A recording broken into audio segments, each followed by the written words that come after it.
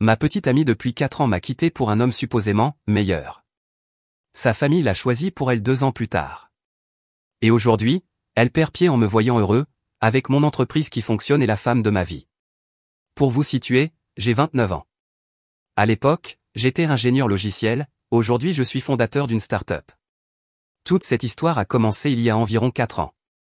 Mais le vrai drame a culminé tout récemment. J'ai toujours su que la famille de Bianca, ma compagne de 28 ans, ne m'aimait pas. Je n'étais pas naïf. Nous nous sommes rencontrés à la fac. Elle étudiait la gestion à HEC ou un truc du genre, dans une école privée très chic. Moi, j'étais l'étudiant boursier, en informatique. Je vivais de nouilles instantanées et de boissons énergétiques pendant que je développais ce que j'espérais être la prochaine grande innovation technologique. Une vraie rencontre de comédie romantique. Elle a renversé son café sur mon ordinateur à la bibliothèque. J'ai lancé une blague un peu débile au lieu de m'énerver, et bizarrement, ça a lancé 4 années que je croyais authentiques. Sa famille n'a jamais rien dit franchement. Non, les Whitmore étaient trop bien élevés pour ça. Mais les regards, les sourires polis mais condescendants, la façon dont ils faisaient toujours dériver les conversations vers les hommes à succès de leur entourage chaque fois que j'étais là, tout cela rendait leur opinion très claire. Quand nous avons commencé à sortir ensemble, Madame Whitmore me présentait comme elle, amie de Bianca de la fac. Un ami. Même après 2 ans de relation. Franchement. Au début, je pensais que Bianca était différente, qu'elle voyait au-delà de leur monde d'argent ancien, de golf, d'obsession du statut. Elle se moquait souvent des attitudes guindées de ses parents. Elle levait les yeux au ciel devant leur petit drame de club privé à Chantilly. Nous nous blottissions dans mon studio miteux, avec cette fuite agaçante au plafond de la salle de bain que le propriétaire n'a jamais réparée. On mangeait des plats à emporter sur mon vieux futon, en regardant Netflix sur mon ordinateur portable d'un autre âge. Elle me disait que l'argent ne comptait pas, qu'elle m'aimait moi, pas mon compte en banque. Il s'est avéré que ça comptait. Beaucoup. Notre appartement n'avait rien d'extraordinaire. Un 3e étage sans ascenseur dans un quartier moyen. Avec des voisins qui se disputaient ou faisaient l'amour bruyamment à 2 heures du matin, parfois les deux. Mais c'était chez nous. On avait décoré avec des guirlandes lumineuses, des affiches et des petites plantes grasses que Bianca achetait tout le temps, même si c'était moi qui les maintenais en vie. J'avais un vieux chat tigré recueilli, Pixel, qui faisait tout tomber des étagères, mais qui venait toujours se blottir entre nous la nuit. Bianca disait qu'elle était plutôt chien, mais je la surprenais souvent à parler doucement à Pixel quand elle pensait que je ne regardais pas. Le début de la fin a commencé lors d'un dîner de famille dans la propriété de ses parents. Un de ces rassemblements totalement excessifs, où les gens portent des montres qui valent plus que ma voiture, ce qui, honnêtement, ne veut pas dire grand-chose. Je roulais dans une Peugeot 206 de 2008, avec une bosse sur le pare-choc et un voyant moteur allumé depuis des semaines. Ils buvaient du vin de bouteille qui mériterait presque un système de sécurité, en parlant de leur week-end à Courchevel ou au Cap Ferret comme si c'était aussi banal que ma visite hebdomadaire à la laverie. Bianca avait insisté pour que je vienne, disant que c'était juste la famille et que ses parents voulaient vraiment faire un effort pour me connaître.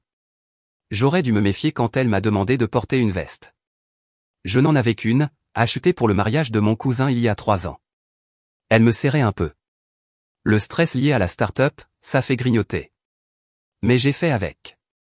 J'ai même emprunté les bonnes chaussures d'un ami pour l'occasion. Dès que je suis entré, j'ai compris que ce n'était pas qu'un simple dîner familial. Les partenaires d'affaires de son père étaient là. Et leur fils aussi. Des hommes déjà bien installés dans la finance, le droit ou l'immobilier. Le genre à avoir des profils LinkedIn qui ressemblent à une version dopée du rêve américain. Diplômés de grandes écoles, stages d'été chez Rothschild, et des pères copains avec des sénateurs.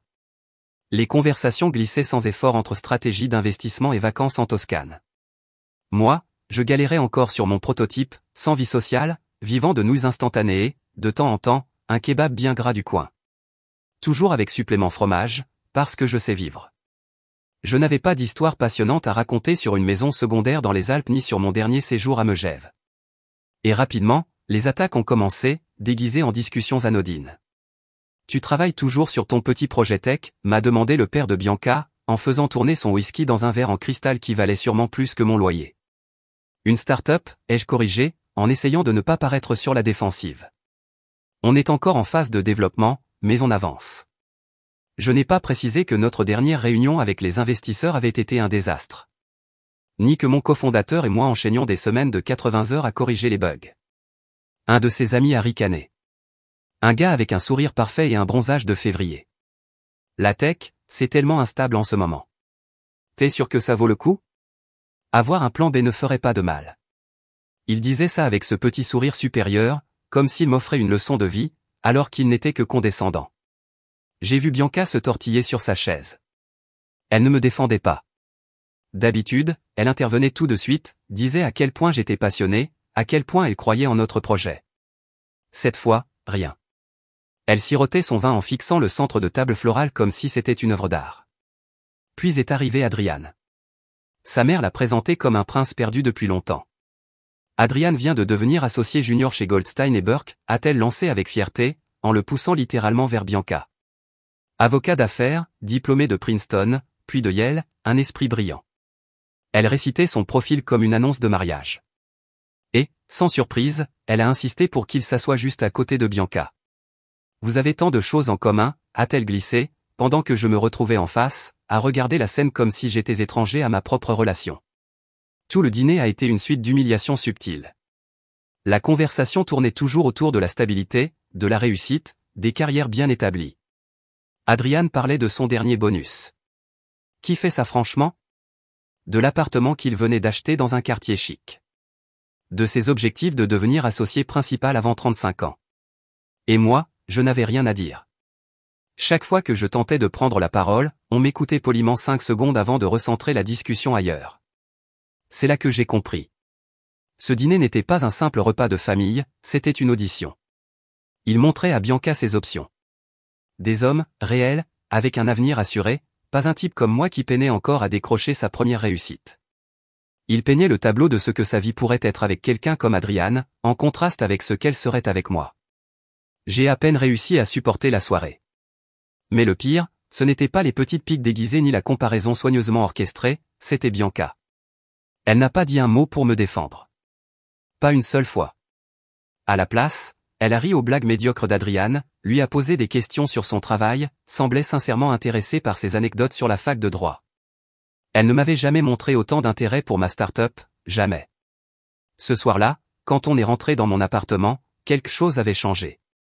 Elle s'est plainte de l'ascenseur en panne, qu'il était depuis des mois. Rien de nouveau. Elle a fait remarquer à quel point la salle de bain était petite. Elle a plissé le nez quand Pixel a sauté sur le lit, ce qui ne l'avait jamais dérangé avant. Une semaine plus tard, j'ai eu droit au discours. Elle ne l'a pas tourné autour du pot. Elle s'est pointée chez moi après le boulot, encore habillée de sa tenue de travail de cadre marketing, dans l'entreprise du pote de son père. Un job qu'elle avait obtenu sans même passer un entretien, mais ça, c'est une autre histoire. Elle s'est assise en face de moi, à cette petite table IKEA qu'on avait montée ensemble en buvant du vin en carton et en rigolant sur la notice incompréhensible. La même table où on avait mangé des dizaines de fois des plats à emporter, fait des soirées-jeux avec des amis, et discuté de nos rêves jusqu'à tard dans la nuit. Je t'aime mais j'ai besoin de stabilité, a-t-elle dit. Chaque mot semblait répété, comme si elle l'avait répété devant un miroir. Je ne peux pas continuer à attendre que tu trouves ta voie. Ma famille m'a fait comprendre que j'ai besoin de quelqu'un qui est déjà arrivé. Quelqu'un comme Adrian, ai-je terminé pour elle. Elle n'a même pas eu la décence de faire semblant d'être surprise. Elle a simplement hoché la tête, les yeux baissés, tripotant la montre de luxe que ses parents lui avaient offerte pour son dernier anniversaire. Ce n'est pas qu'une question d'argent, a-t-elle insisté, même si on savait tous les deux que c'était des foutaises. C'est une question de plan, d'avenir concret. J'aurais pu me battre, supplier, promettre de changer, trouver un vrai travail, devenir la version de moi-même qui collerait à la vision de sa famille. Mais quelque chose en moi s'est brisé. J'ai juste hoché la tête et dit, d'accord. C'est tout.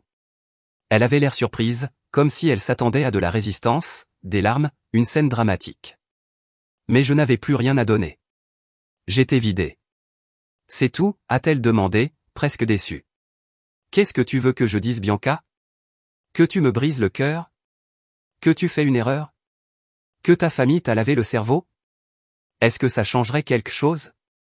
Elle n'a rien répondu, parce qu'on savait tous les deux que non. 2 jours plus tard, elle a officialisé sa nouvelle relation sur les réseaux. Même pas une semaine après notre rupture. Et les voilà, assortis, dans un hôtel de luxe au Hampton. Son bras autour de sa taille, son sourire large et insouciant. Légende de la photo, j'ai trouvé mon toujours. Pendant ce temps-là, je dormais encore du côté du lit qu'on partageait. Je retrouvais encore ses cheveux dans le siphon de la douche. J'achetais toujours machinalement ses céréales préférées au supermarché, par habitude. J'aimerais pouvoir dire que j'ai transformé ma douleur en motivation immédiatement. Que j'ai canalisé mon chagrin pour devenir un magnate de la tech du jour au lendemain. Mais ça, ce serait une fin de film bidon. La vérité, c'est que j'ai plongé. Ma start-up s'est effondrée un mois après notre rupture. Les investisseurs ont retiré leur soutien après que notre prototype a planté pendant une démonstration cruciale. Mon appartement, envolé. Je ne pouvais plus me permettre de payer le loyer sans puiser dans mes économies déjà presque à sec. Ma dignité, en miettes. J'ai fini par squatter chez mon pote Luc, un ami depuis la première année de fac, qui n'avait jamais vraiment compris ma relation avec Bianca, mais m'a soutenu malgré tout. Son appart était encore plus petit que le mien, mais il a vidé la moitié de son placard et m'a laissé, moi et Pixel, emménager dans sa petite chambre libre sans jamais se plaindre. Ça, c'est un vrai ami. J'ai commencé à chercher du boulot. N'importe quoi qui paierait les factures. Pendant ce temps, je regardais la vie parfaite de Bianca défiler en ligne. Je sais, j'aurais dû la bloquer, supprimer les applis, peu importe. Mais il y a quelque chose de masochiste dans le chagrin qui te pousse à continuer de regarder. Vacances luxueuses dans des endroits que je n'avais vus qu'au cinéma. Dîner haut de gamme dans des restaurants où les menus n'affichent même pas les prix. Cadeaux qui coûtaient plus cher que mon patrimoine entier. Chaque publication ressemblait à un bras d'honneur. Comme si elle disait, tu vois, c'est ça que je mérite, pas toi. Et le pire, c'est que sa famille avait raison. Je n'avais rien à montrer malgré tout mon travail. J'avais gaspillé des années à poursuivre un rêve qui n'aboutissait nulle part. Alors qu'Adriane, avec ses costumes sur mesure et son salaire à 6 chiffres, avait tout reçu sur un plateau d'argent. J'ai touché le fond quand je suis tombé sur Bianca et Adriane dans un café du centre-ville. Je venais récupérer une commande Uber Eats. Parce que j'en étais là. Livrer de la bouffe pour survivre. Me tenir dans les mêmes restos où je dînais avant, maintenant juste pour attraper des sacs et espérer un pourboire décent.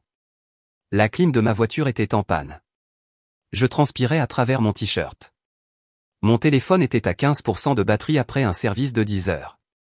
Ils étaient assis en terrasse, en train de rire, main dans la main, habillés comme s'ils sortaient d'une pub de luxe. Elle avait une nouvelle coupe de cheveux, élégante, chère, le genre qu'on ne trouve pas chez un coiffeur low cost. Lui portait des lunettes de soleil qui coûtaient sûrement plus que toutes mes fringues réunies. Elle m'a vu. Elle s'est figée en plein rire et nos regards se sont croisés. Pendant une seconde, j'ai cru voir quelque chose. Du regret, peut-être de la culpabilité, mais ça a disparu aussitôt, remplacé par ce sourire poli qu'on adresse aux serveurs ou aux vieilles connaissances croisées par hasard. Comme si j'étais un inconnu triste qu'elle avait autrefois connu. Ce moment-là a brisé quelque chose en moi. Ce fut le dernier jour où je me suis autorisé à être une plaisanterie. Je suis rentré dans l'appartement de Luc, j'ai supprimé toutes mes applications de réseaux sociaux et j'ai pris une décision. Plus de pitié pour moi-même, plus d'obsession pour la vie soi-disant parfaite de Bianca sur Instagram, plus d'excuses. J'ai coupé tout. Réseaux sociaux, distractions, plaintes. Je suis passé en mode reconstruction totale. Je dormais 4 heures par nuit, je travaillais 2 jobs, Uber Eats la journée, mise en rayon dans un supermarché la nuit, et chaque seconde libre était consacrée à reconstruire ma start-up, depuis zéro. Mais cette fois, j'étais plus malin. Fini les pitch tapas accent grave-l'œil et les idées à moitié cuites pour courtiser des investisseurs. J'ai appris à tout faire moi-même, à bâtir quelque chose de concret avant de demander le moindre centime. J'ai arrêté de faire confiance à n'importe qui. Mon cercle s'est réduit, juste Luc et quelques vrais amis fidèles, et j'ai travaillé en silence. Plus de temps perdu, plus de gens toxiques qui passent leur temps à se plaindre. Juste des résultats. Luc a été un saint pendant toute cette période. Il me ramenait du café pendant mes sessions de codage nocturne, s'assurait que je mangeais autre chose que des barres protéinées, et ne s'est jamais plaint du fait que je transformais son salon en bureau improvisé. Il m'a même aidé à décrocher mes premiers rendez-vous professionnels avec quelques contacts de son boulot. Ce mec mérite qu'on raconte sa propre success story, et ne t'inquiète pas, il l'a eu. Il cartonne aujourd'hui dans le job de ses rêves et vient tout juste d'acheter sa première maison. Pendant les 2 années qui ont suivi, j'ai disparu de l'univers de Bianca. Je ne savais pas ce qu'elle devenait, avec qui elle était, si elle était heureuse, et pour être honnête, j'ai cessé de m'y intéresser. Tandis qu'elle jouait à la parfaite épouse avec Adriane, je me tuais à la tâche comme jamais auparavant. Mon idée de start-up est née de mon échec. Au lieu d'essayer de créer une application révolutionnaire grand public, j'ai pivoté vers le B2B, dans le secteur juridique, en particulier une technologie d'analyse de contrats boostée à l'intelligence artificielle, capable d'accomplir en quelques secondes ce que des jeunes juristes mettent des heures à faire. Ce n'était ni sexy ni glamour, personne ne poste ça sur les réseaux, mais cela répondait à un vrai problème. Un problème que j'avais moi-même vécu en tentant de comprendre les documents juridiques de ma précédente entreprise. Et puis, tout a changé. Un jour, ma start-up a enfin trouvé le bon positionnement. Un article dans une revue spécialisée a fait le buzz. Un témoignage d'un gros client a ouvert des portes. D'un coup, je n'étais plus en train de lutter, j'étais en train de croître à toute vitesse. Ce sont les entreprises qui venaient vers nous, les investisseurs qui appelaient, pas l'inverse. Et soudain, ma boîte, celle qu'on avait tous moquée, se retrouvait en concurrence directe avec des cabinets comme celui d'Adrian. Et il allait bientôt le découvrir à ses dépens. 2 ans. C'est le temps qu'il m'a fallu. 2 ans de labeur en silence total, de journées et de nuits absurdes, de galères sans fin. J'ai failli abandonner plus d'une fois. Il y a eu des moments où je me suis demandé si Bianca et sa famille n'avaient pas eu raison à mon sujet. Mais j'ai continué. Aujourd'hui, j'ai une équipe formidable. Des gens qui croient en la vision, qui bossent aussi dur que moi, qui sont devenus comme une famille. On avait nos blagues à nous, notre rituel du vendredi après-midi avec des bières sur le toit du bureau, nos récits de nuits blanches à coder et de deadlines impossibles qu'on avait quand même réussi à respecter. Et puis soudain, tout s'est mis à cliquer. Ma start-up ne survivait plus, elle explosait. On a décroché un client majeur, un des 5 plus grands cabinets d'avocats du pays. Cela a entraîné d'autres contrats, plus d'investisseurs, plus de reconnaissance dans le secteur. En quelques mois, on s'est mis à s'implanter à l'international, avec des bureaux à Londres et à Singapour. Mais le vrai coup du destin, c'est que notre disruption la plus massive a eu lieu dans la legal tech financière, le même domaine où travaillait Adrian. Nos outils d'IA rendaient obsolètes les jeunes collaborateurs dans les grands cabinets, automatisant le travail fastidieux sur lequel des gens comme Adrian avaient bâti le début de leur carrière. Ce qui signifiait que ma boîte menaçait directement l'avenir de son cabinet. Et il ne savait même pas que c'était moi derrière tout ça. La première fois que j'ai revu Bianca, c'était complètement imprévu. J'étais à un événement professionnel de haut niveau, non pas comme invité, mais comme intervenant principal. Il y a 1 an, je n'aurais même pas pu me payer l'entrée. Là, j'étais sur scène, en costume taillé sur mesure, en train de parler de comment notre technologie est en train de transformer les services juridiques. En descendant de scène, en serrant la main d'investisseurs et de dirigeants, je l'ai vu. Ses parents. De l'autre côté de la salle. Ils avaient l'air différents. Moins arrogants, moins condescendants. Ils m'ont reconnu tout de suite. Les yeux de sa mère se sont écarquillés. Sa coupe de champagne s'est figée à mi-chemin vers ses lèvres. Son père, celui qui m'avait autrefois humilié à son dîner, m'a juste adressé un léger hochement de tête. Comme s'il me respectait enfin. Comme si j'étais enfin digne d'être reconnu. Puis je l'ai vue. Bianca. Elle était debout sur le côté, figée, les yeux rivés sur moi comme si elle avait vu un fantôme. Elle était belle, bien sûr qu'elle l'était, mais différente. Le sourire insouciant de ses posts Instagram avait disparu. Elle ne m'a pas approché. Je ne l'ai pas approchée non plus. Mais j'ai vu son expression changer. De la stupeur à la réalisation, puis à autre chose. Quelque chose qui ressemblait fort au regret. Et à partir de cette nuit-là, les choses n'ont fait qu'empirer pour Bianca et Adrian.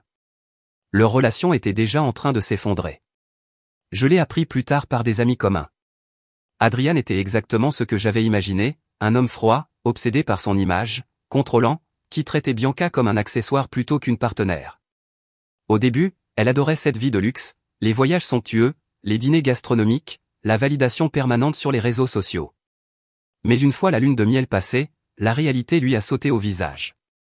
Adrian n'était jamais là, toujours en déplacement ou en train de réseauter, ce qui impliquait apparemment de nombreuses soirées tardives avec des collègues féminines. Il contrôlait les finances, s'assurant que Bianca n'avait jamais accès à rien par elle-même. Il décidait comment elle devait s'habiller, comment parler en public, qui elle avait le droit de fréquenter. Et le pire, c'est que ses parents prenaient toujours son parti. Elle n'était plus le prix à décrocher, Adrian l'était. Bianca avait tout sacrifié pour la sécurité, et maintenant, elle était malheureuse. Les menottes dorées étaient bien serrées. Quelques mois plus tard, j'ai reçu une invitation du père de Bianca.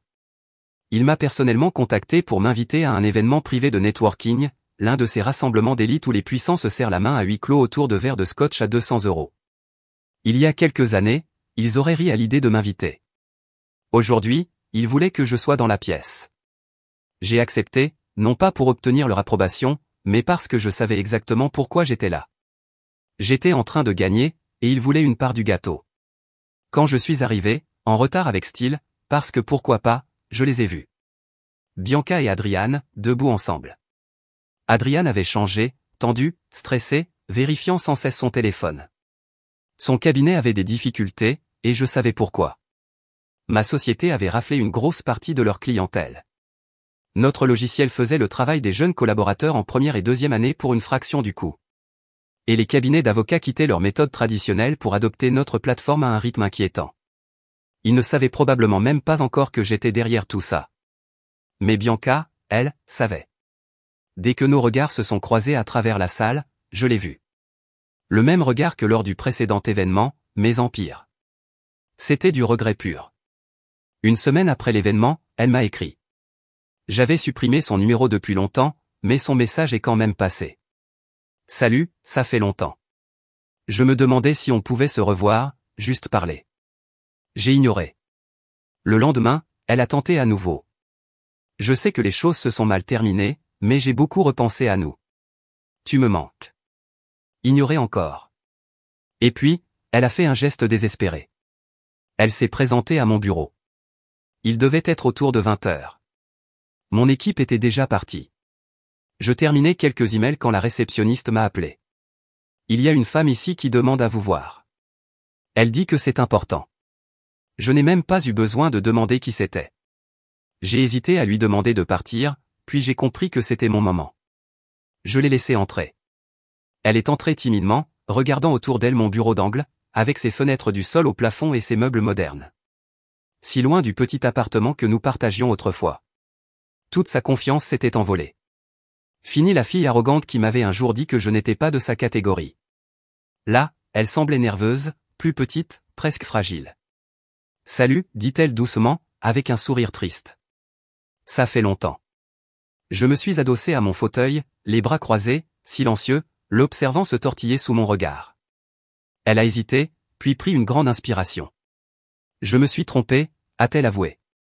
Surtout. J'ai écouté ma famille et j'ai laissé tomber quelque chose de vrai pour quelque chose de faux. Elle s'est mordu la lèvre, cherchant une réaction sur mon visage. Tu me manques, a-t-elle murmuré. Nous me manquons. J'ai incliné la tête. Nous. Elle a hoché la tête rapidement, un espoir brillant dans ses yeux. Je sais que je t'ai blessé, mais peut-être qu'on pourrait recommencer. Je l'ai fixé un long moment. Puis j'ai ri. Pas de colère, pas d'amertume, juste amusé. Recommencer, ai-je répété en secouant la tête. Bianca, notre histoire s'est terminée le jour où tu les as choisis, eux, à ma place. Elle a grimacé, mais je n'avais pas fini. Tu ne voulais pas de moi quand j'étais fauché. Tu ne croyais pas en moi quand je luttais. Mais maintenant que j'ai réussi, maintenant tu veux revenir? Son visage s'est décomposé. Je me suis levé, boutonnant ma veste de costume, taillée cette fois dans la même boutique qui habille probablement Adrian. Bianca, je ne pense plus à toi. Tu ne me manques pas. Et je n'ai certainement pas besoin de toi. Et là, pour clore le tout, la porte de mon bureau s'est ouverte. Ma copine est entrée. Une brillante designer produit, rencontrée lors d'une conférence tech, qui avait cru en notre projet quand on travaillait encore dans l'appart de Luc. Une femme magnifique, intelligente, qui surpassait Bianca à tous les niveaux. Le visage de Bianca est devenu livide. Je me suis tourné vers ma copine, lui ai adressé un sourire chaleureux, puis j'ai regardé Bianca. Tu vois, j'ai trouvé quelqu'un de mon niveau, ai-je dit. Il se trouve que ce n'était pas toi. Et sur ces mots, je l'ai raccompagnée à la porte et je l'ai refermée derrière elle. Mais ce n'était pas la fin. C'était juste le début du vrai désastre. Quelques semaines plus tard, la rumeur a commencé à circuler, le cabinet d'Adrian était en grande difficulté. Ma start-up spécialisée en legal tech dopée à l'intelligence artificielle récupérait leurs clients à une vitesse alarmante. Des services plus rapides, des honoraires réduits, plus d'efficacité. Nous faisions en quelques minutes ce qu'ils facturaient des heures. Le cabinet d'Adrian perdait de l'argent à essayer de rivaliser. Les vieilles méthodes ne fonctionnaient plus. Et au lieu de s'adapter, les associés paniquaient. D'après des contacts communs, Adrian perdait totalement pied. En interne, ils bossaient plus de 80 heures par semaine, tentant désespérément de retenir leurs clients clés. Il criait sur ses jeunes collaborateurs, s'en prenait au personnel. Les investisseurs retiraient leur financement, voyant leur cabinet comme un dinosaure dépassé dans un marché qu'ils ne contrôlaient plus. Et le plus ironique dans tout ça, c'est qu'Adrian n'avait toujours pas compris. Il ne savait pas que j'étais derrière l'entreprise qui était en train de ruiner sa carrière. Pendant qu'Adrian s'effondrait au travail, les parents de Bianca commençaient à paniquer aussi. Ils avaient passé des années à me rabaisser, à me traiter comme un bon à rien fauché, indigne de leur fille. Et maintenant, leur prétendu raté était plus riche, plus puissant, et plus respecté que tout leur cercle social réuni. Et soudain, ils voulaient faire comme si rien ne s'était passé. Ça a commencé par de petits gestes. La mère de Bianca m'a envoyé un mail poli pour me féliciter de mon succès. Son père m'a mentionné dans une interview, me qualifiant de l'un des entrepreneurs les plus prometteurs de la décennie. Ils m'ont invité à un autre événement professionnel, en le présentant comme une opportunité de réseautage. J'ai ignoré tout ça. Puis le père de Bianca m'a appelé directement. J'ai répondu par pure curiosité. Je pense qu'on devrait parler, fiston, a-t-il dit, avec un ton chaleureux, presque paternel, comme si nous n'avions pas été en guerre froide pendant des années. Je l'ai laissé parler de partenariats potentiels, de nouvelles opportunités, d'eau passée sous les ponts. Puis, après une pause, il en est venu à la vraie raison. Écoute, Bianca a fait une erreur. Je le sais. On le sait tous. Mais elle vit une période difficile, et je pense que si vous pouviez juste vous asseoir. J'ai raccroché en plein milieu de sa phrase. Il n'y avait ni excuse ni responsabilité, juste un contrôle des dégâts, purement intéressé. Ce fut la dernière fois que j'ai répondu à leurs appels. Le moment où Adrian a enfin compris que j'étais derrière sa chute a été glorieux. J'étais à une conférence de haut niveau, intervenant sur un panel dédié à l'avenir de l'intelligence artificielle dans le droit. Le PDG d'un cabinet prestigieux a publiquement salué ma société en disant, honnêtement, ces gars-là changent la donne. Même les plus grands cabinets ont du mal à suivre, y compris certaines institutions que nous connaissons tous. La caméra a balayé la salle. Et là, dans le public, Adrian. Son visage avait perdu toutes ses couleurs, son expression était un mélange de choc et de terreur naissante. La réalisation l'a frappé de plein fouet. Je n'étais pas juste un ex largué par sa copine. J'étais l'homme qui détruisait sa carrière. Plus tard dans la soirée, il a craqué. J'ai reçu un texto d'un contact commun. Mec, Adrian a pété un câble en réunion. Tu dois voir ça. Apparemment, pendant une réunion stratégique à l'échelle du cabinet, l'un des associés a mentionné ma société comme exemple à suivre pour rester compétitif. Adrian a explosé, a tapé sur la table, a crié sur ses propres supérieurs, affirmant que je n'étais qu'un imposteur chanceux, prédisant que nous allions nous écraser. Sauf que le problème, c'est que les autres dans la pièce ne riaient pas avec lui. Ils le regardaient comme s'il avait perdu la tête. Ils étaient en train de comprendre ce que je savais déjà. Adrian n'était pas l'avenir. Moi, je l'étais. J'aurais pu m'arrêter là. Mais non, je voulais mettre fin à tout ça pour de bon. J'avais encore un dernier coup à jouer. Quelques mois plus tard, ma société était prête pour sa plus grosse acquisition à ce jour. Nous rachetions un cabinet juridique plus petit, mais très influent, concurrent direct d'Adrian. Ce n'était pas qu'une opération commerciale. C'était un échec et mat. Une fois l'accord conclu, nous avons débauché plusieurs des clients majeurs d'Adrian. Et juste comme ça, son cabinet s'est effondré. En moins de 6 mois, ils ont été contraints de fusionner avec un concurrent. Adrian n'était plus associé, plus patron. Il était juste un employé parmi d'autres. Probablement à faire le même travail ingrat qu'il se vantait d'avoir fui des années auparavant. Et Bianca. Elle avait épousé un homme dont la carrière s'effondrait. Exactement comme elle m'avait quitté pour la sécurité, elle se retrouvait coincée avec un homme qui avait tout perdu. Et moi, j'avais gagné. Pas seulement professionnellement, mais aussi personnellement. Je m'étais reconstruit depuis zéro, j'avais créé quelque chose de significatif, et trouvé le bonheur selon mes propres termes. J'ai croisé Bianca une dernière fois.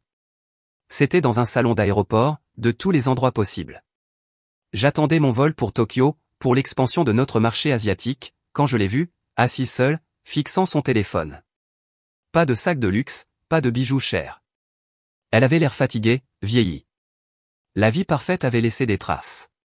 Elle m'a vu. Et pendant un instant, j'ai vu une étincelle d'espoir dans ses yeux. Elle s'est levée, comme pour venir vers moi. J'ai simplement secoué la tête, puis je me suis retourné, je suis monté à bord de mon vol en première classe et je ne me suis jamais retourné. Au final, je n'ai pas eu besoin de détruire Bianca. Elle l'a fait toute seule. Elle a échangé un amour réel contre un statut social. Et maintenant que ce statut s'était effondré, il ne lui restait rien. Adrian, autrefois le fournisseur parfait, n'était plus qu'un avocat en disgrâce, tentant de garder la tête hors de l'eau. Leur vie autrefois glamour n'était plus qu'une banalité médiocre. Pendant ce temps, moi, j'avais tout ce pourquoi j'avais travaillé. Ma société était désormais un acteur majeur dans le secteur. J'avais de vrais amis, une vie construite à la sueur de mon front, et une relation avec quelqu'un qui croyait vraiment en moi. Je n'ai jamais répondu au dernier message de Bianca. Je n'ai jamais reconnu ses tentatives silencieuses de reprendre contact. Parce qu'au final, la meilleure vengeance, ce n'était pas de ruiner sa vie, c'était simplement de vivre la mienne, mieux, plus heureux, et sans elle. Résumé. Ma copine m'a quitté parce que je n'étais pas assez réussi pour sa famille de bourgeois. 2 ans plus tard, ma start-up a détruit par accident la carrière de son nouveau copain. Et j'ai assisté à l'effondrement de leur vie parfaite pendant que la mienne s'épanouissait. Mise à jour. Bon sang, ce post a explosé pendant la nuit. Merci pour tous les awards et les commentaires. Pour répondre aux questions fréquentes, oui, je suis toujours avec ma copine géniale, ça fait 1 an et demi maintenant. Pixel, le chat, est toujours là, et mène sa meilleure vie dans nos bureaux pet-friendly. Et la société continue de grandir. Et non, je ne ressens aucun remords pour ce qui est arrivé à Adrian. Deuxième mise à jour. Pour ceux qui demandent si cette histoire est inventée, j'aimerais bien. J'ai dû modifier quelques détails pour des raisons de confidentialité, mais l'histoire dans son essence est 100% vraie. Parfois, la vie a vraiment des fins dignes d'un film.